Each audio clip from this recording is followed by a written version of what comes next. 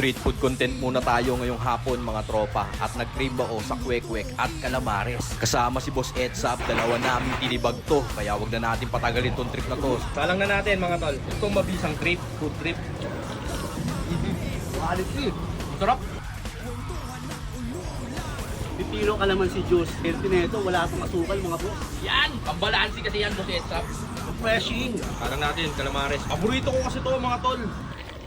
Ito naman tayo sa manong sauce. Tignan nyo kung gaano kasagad yan oh.